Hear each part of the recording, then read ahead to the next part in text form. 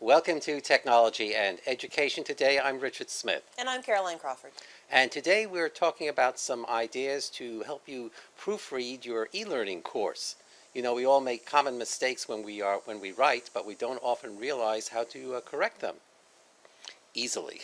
I absolutely agree. Like, I already know that I'm way too verbose in my writing. I try to explain it ad nauseum, and it would drive someone crazy. And I need a strong editor to go back and look at it.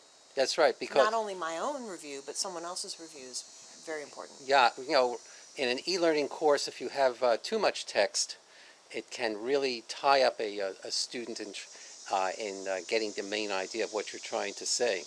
And cognitive load concerns too. Too much text can be overwhelming. So Message how should would be straight and simple how to do you, the point. how do you get rid of that then?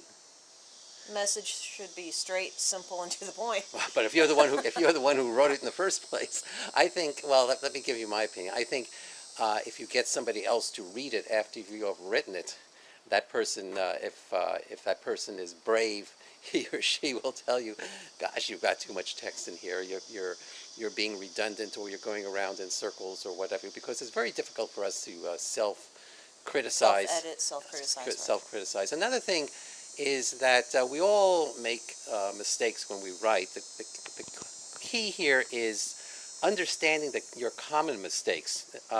So some people may have spelling as a weak point. Spelling, grammatical structure of a sentence, misuse of pronouns. Yeah, misuse of those mismatching pronouns, mismatch to nouns. It's a very common mistake.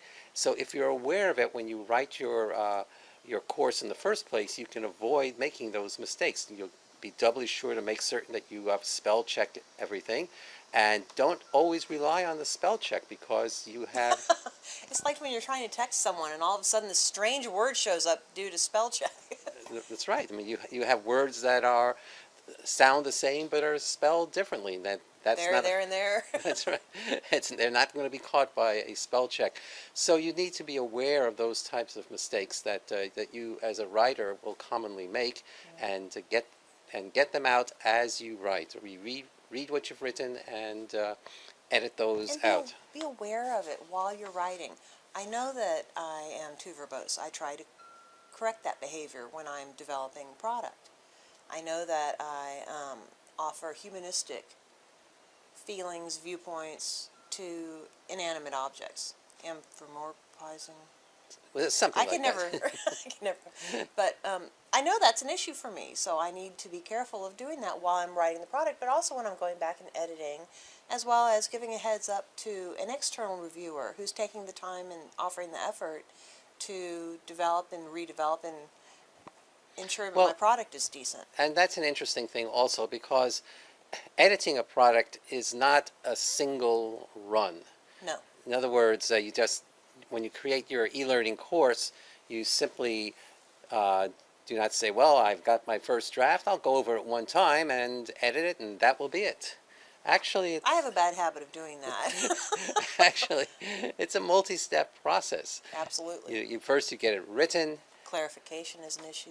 Take out your own errors. Perhaps get a second editor to go through that course. Or a third editor. I know when I was in charge of an instructional development group, when we had a product to get out and we wrote a chapter, I would have 3 or 4 different checks on that chapter, and every time it was checked again, additional mistakes were found that needed to be corrected. So it's just not a one and done process. Well, and a lot of people see it as an annoyance, but the honest truth is a stronger product is a stronger product. And that's the end game. That's what we really want out of it. So yes, it does take time. Yes, it is a lot of effort on numerous people's levels, but it's still worthwhile because the product is representation of who you are. And another thing, I know you said that when you write, you tend to be verbose, or you write a lot. You get really get excited, and your sentences are quite long, quite complex, significantly several levels of compound. And if I'm not watching myself, and you're able to do that, you're able to carry that out because you write well. But other people like myself, aren't you kind? well, it's true.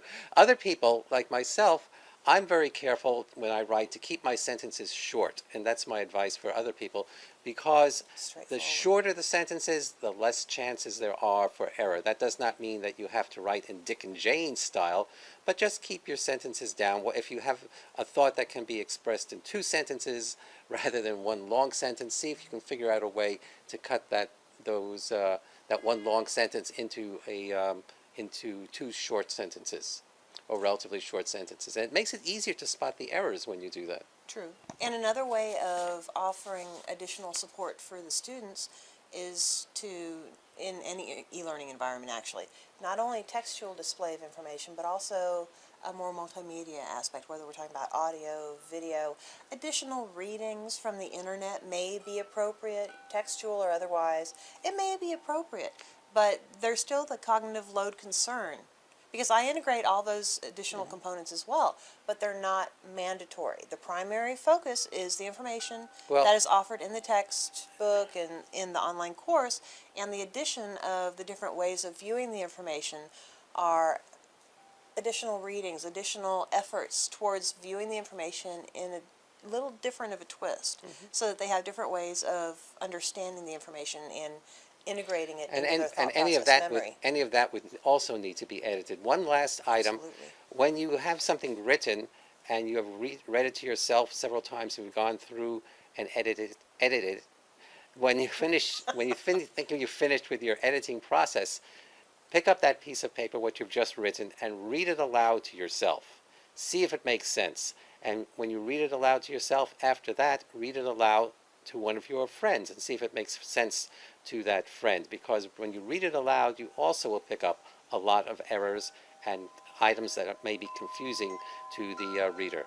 And honestly, intonation makes a significant difference. The fact that you're reading it the way that you're thinking about it and the way you've written it, the intonation is different than someone who's reading it who doesn't necessarily have your same intonation. So if you're reading it to someone else, that intonation, yes, it'll make it make sense, because the way that you're speaking and your thought process and the breaks that you offer in between, it'll make sense to someone else. But have someone else pick it up clean and read it and see if you get the same outcome. All good advice. And with that, we've reached the end of yet another edition of Technology and Education Today. For Technology and Education Today, I'm Richard Smith. And I'm Caroline Crawford. Bye.